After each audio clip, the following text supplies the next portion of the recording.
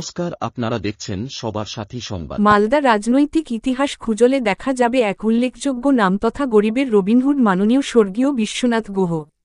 অসহায় নিপীড়িত দিন দরিদ্র মানুষদের পাশে থেকে রাজনীতি করতেন, বরকত সাহেবের অনুগামী ছিলেন।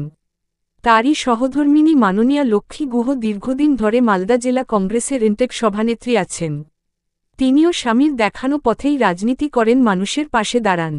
হঠাৎ করে মালদা শহরের সুকান্ত পল্লীর বাসিন্দা সন্দীপ সাহা বর্তমানে ইনটেক সভাপতি বলে দাবি করেন।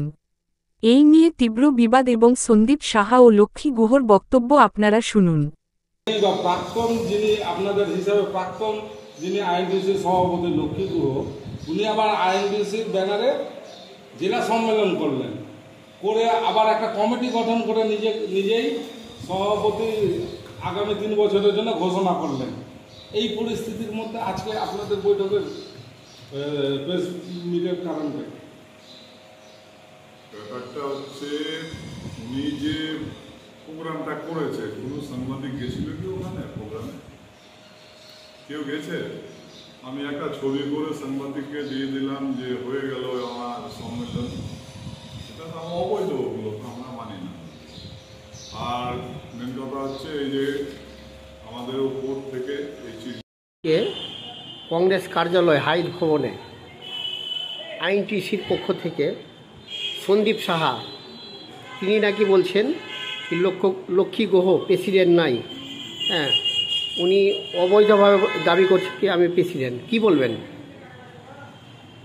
সর্বপ্রথমে আমি বলবো, কে প্রেসিডেন্ট আছে কে না আছে, এখন অব্দি আপনারা কাকে দেখেছেন কাজ করতে? পয়লামে কে করেছে? শ্রমিকদের জন্য 24 ঘন্টা কে কাজ করে? লক্ষ্মী গুহ শ্রমিকদের নির্বাচিত, আমি ইলেক্টেড প্রেসিডেন্ট 2022 সালে, আবার আমি 25-এ এসে করলাম আমি ইলেক্টেড প্রেসিডেন্ট। আমি এগুলো সব মানি না, এগুলো ফালতু জিনিস। এগুলো কাকে কি বলছে আমি জানি না। আমি শ্রমিকদের পাশে আছি, এখন অবধি আমার অফিসে বসে আছি, আমি শ্রমিকদের পাশে আছি, শ্রমিকদের জন্য 24 ঘন্টা আমি কাজ করছি। আমি ওনাদেরকে প্রশ্ন করেছিলাম যে এই আইএনটিসি অফিসটা ওনার হাজব্যান্ডের। হ্যাঁ, উনি নাকি বলছেন না ওটা আমাদের অফিস, আমরা পরে ওটা স্টেপ নেব। আমি বলছি মালদা জেলাবাসী জানে এটা কার অফিস। এটা কোনো আইএনটিসি অফিস না। বিশ্বনাথ গুহ আইএনটিসি করতেন, সেই হিসাবে আমরা আইএনটিসি করতাম। এটা অ্যাকচুয়ালি হচ্ছে বিশ্বনাথ গুহ নিজের নামে প্রপার্টি, উনি আইএনটিসি করতেন, সেজন্য অফিসটাকে আইএনটিসি বলে আমরা এখানে বসতাম উঠতাম। কিন্তু এটা আমার স্বামীর অফিস, ওটা মালদা জেলা জানে। ওনারা কেন জানে না আমি বুঝতে পারছি না। ওরা কি এতই মূর্খ? ওনারা বলছেন যে এর আগে প্রেসিডেন্ট ছিলেন, এটা ছিলেন, ওটা ছিলেন, আজকে আমাকে বহিষ্কারের কথা বলছে। কত জায়গা থেকে আপনাকে বহিষ্কার করবে? আমি পিসিসির মেম্বার আছি, আমি 10 বছর হয়ে গেল পিসিসির মেম্বার, আমি হচ্ছি আইএনটিসির ওয়ার্কিং কমিটির মেম্বার। আজকে আমাকে বহিষ্কার করা হলো কি? আপনাদেরকে কি এগুলো হাসি রহস্যকর?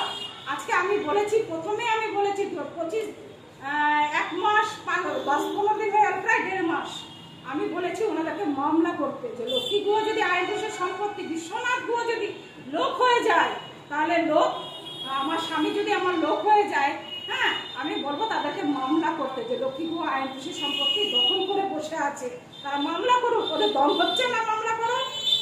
ওরা উস্কানিমূলক কথাবার্তা বলছে, কখনো আসছে বলছে তালা ভাঙবো, কখনো বলছে লক্ষ্মী গুহকে মার্ডার করবো, কখনো বলছে লক্ষ্মী গুহকে এখান থেকে সরিয়ে দেওয়া হয়েছে।